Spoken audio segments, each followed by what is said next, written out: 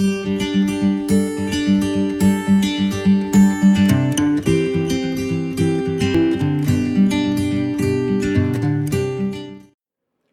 Friends, मैं doctor Kajal Mangukiya, gynaecologist, obstetrician and IVF specialist from Orchid Hospital and IVF Centre Vesu, Surat. नमस्कार, आपका स्वागत है ऑर्किड पेशेंट्स अवेयरनेस सीरीज़ में। जैसे आपको लास्ट वीडियो में मैंने बताया था कि सर्वाइकल कैंसर के सिम्टम्स और साइंस क्या है, आज इस वीडियो में मैं बताने वाली हूँ कि सर्वाइकल कैंसर के जो स्क्रीनिंग टेस्ट होते हैं, कौन से प्रकार के स्क्रीनिंग टेस्ट कर सकते हैं। मोस्ट कॉमन जो स्क्रीनिंग टेस्ट है वह है पैप टेस्ट। सेकेंड जो है LBC यानी कि लिक्विड बेस साइटोलॉजी। थर्ड है कॉल्पोस्कोपी। फोर्थ है HPV viral DNA testing and viral load. Fifth है कि visual inspection of cervix with the Lugol's iodine and 5% acetic acid.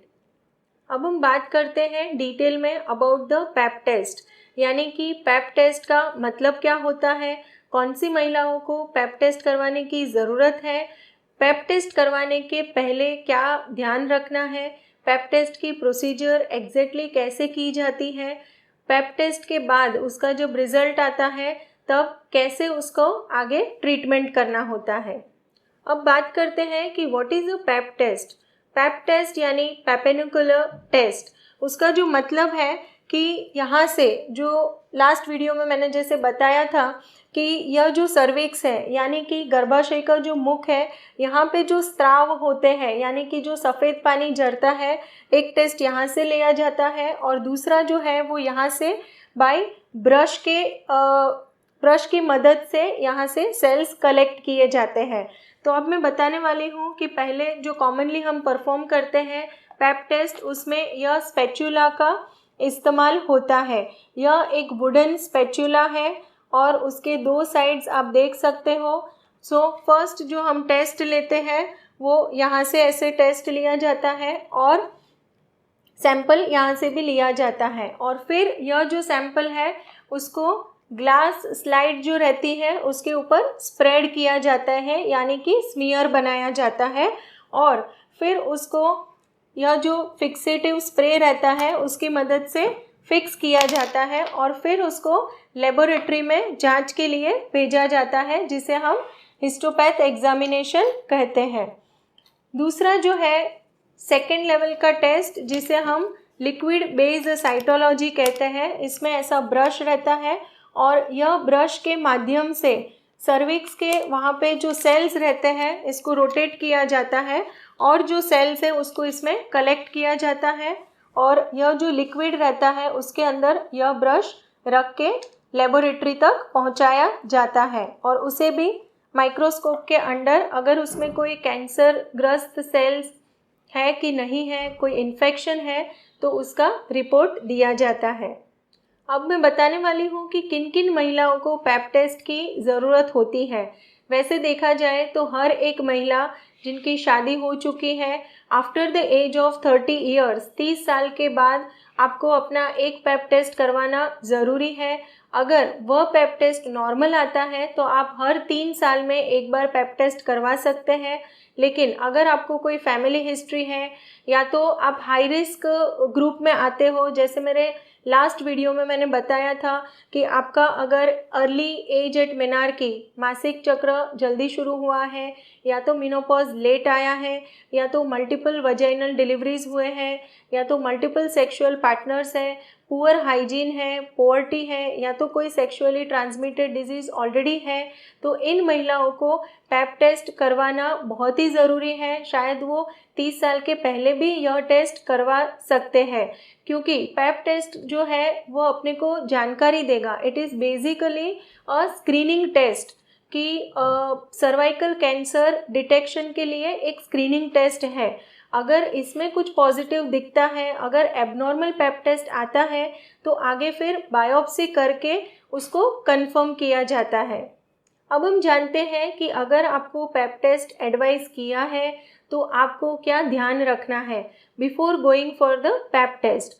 अगर आप पैप टेस्ट के लिए जाते हो तो उसके लास्ट 24 आवर्स मतलब एक दिन पहले ब्लीडिंग स्पॉटिंग नहीं होनी चाहिए, लास्ट 24 आवर्स में इंटरकोर्स नहीं करना है, और कोई भी स्पर्मिसिडल जेली है या तो कोई भी टेल्कम पाउडर है या ऐसा कोई भी केमिकल्स जो है उसका इस्तेमाल नहीं करना है।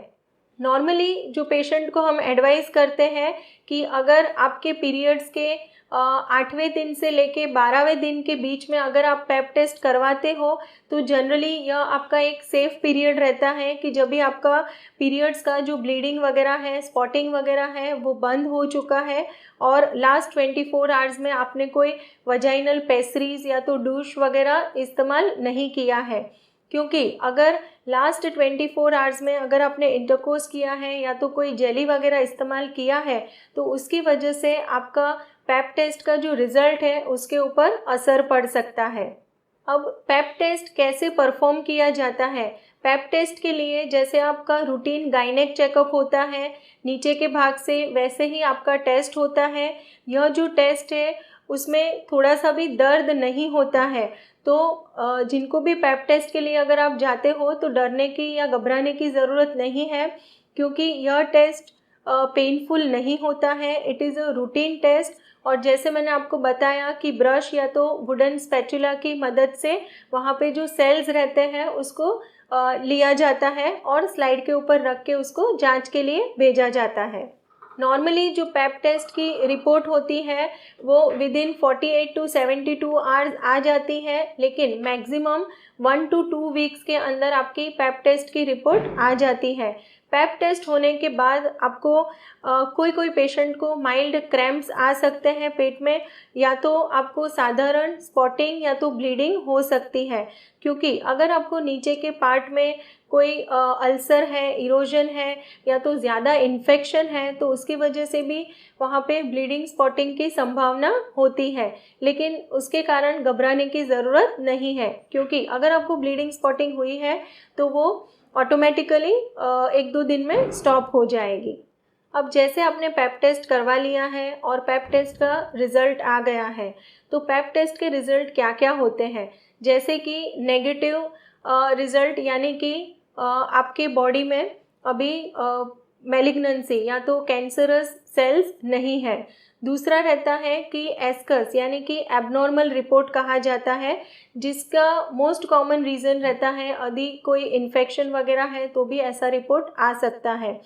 तीसरा जो है कि LSIL यानी कि low grade squamous intraepithelial legion, यानी कि आपके बॉडी में वायरल इन्फेक्शन है या तो कोई भी प्रकार का इन्फेक्शन है और उसकी वजह से जो नॉर्मल सर्वाइकल सेल्स रहते हैं उसमें चेंजेस आना शुरू हो गया है। बाद में रहता है HSIL यानी कि high grade squamous intraepithelial legion, जो पेशेंट में कैंसर आने का रिस्क बहुत ज़्यादा रहता है।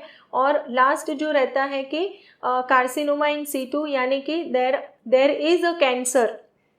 सो फ्रेंड्स, मैं यहाँ पे बताना चाहती हूँ कि अगर आपका इसमें से कोई भी एबनॉर्मल रिपोर्ट आता है, यानी कि एस्कस आता है, LSIL आता है, HSIL आता है, तो नेक्स्ट आपका जो रिपोर्ट होता है कि कॉल्पोस्कोपी एडवाइस किया जाता है। और अगर आपने LBC का जांच करवाया है तो उसमें हम HPV वायरल लोड, यानी कि आपका जो टेस्ट हुआ है उसके अंदर HPV वायरस का लोड कितना है। अगर ज़्यादा वायरल लोड है तो यह जो सेल्स है उसको कैंसर में कन्वर्ट होने के चांसेस मैक्सिमम रहते हैं। अगर आपका HPV वायरल लोड ज़्यादा आता है तो नेक्स्ट हम कर सकते हैं कि कॉल्पोस्कोपिक एग्जामिनेशन, जिसमें हम जो केमिकल्स रहते हैं एसिटिक एसिड या तो लुगोल्स आयोडीन केमिकल्स यूज़ कर सकते हैं, और उसमें जो हाई रिस्क एरिया रहते हैं वो दिखाए जाते हैं और वहाँ से बायोप्सी लेके वहाँ पे प्रूव कर सकते हैं कि सर्वाइकल कैंसर है कि नहीं है। अगर सर्वाइकल कैंसर है तो फिर उसका फर्दर ट्रीटमेंट शुरू किया जाता है। अब मैं बताने वाली हूँ कि पैप टेस्ट जो है, जैसे हर महिला जो सेक्सुअली एक्टिव है, मैरिड है, after the age of 30 years आपको एक पैप टेस्ट करना ज़रूरी है। अगर वह एबनॉर्मल आता है तो हर 3 साल में एक बार पैप टेस्ट करना ज़रूरी है। दूसरा, मैं अंत में ये मैसेज देना चाहती हूँ कि अगर आपका पैप टेस्ट रिपोर्ट एबनॉर्मल आया है तो भी आपको चिंता करने की ज़रूरत नहीं है, क्योंकि देयर आर फर्दर रिपोर्ट्स जिससे हम प्रूव कर सकते हैं कि अगर वो कैंसर है तो उसका हम लोग ट्रीटमेंट भी कर सकते हैं। नेक्स्ट वीडियो में फर्दर मैं बताने वाली हूँ कि उसका कैसे ट्रीटमेंट किया जाता है, उसके बारे में विस्तारित रूप से चर्चा करेंगे। Thank you friends for watching this video. अगर आपको इस टॉपिक के रिलेटेड कोई भी क्वेरीज है, पैप स्मीयर के रिलेटेड या तो सर्वाइकल कैंसर के बारे में और जानकारी आपको चाहिए तो कमेंट बॉक्स में आप ज़रूर से लिख सकते हैं। Thank you once again friends.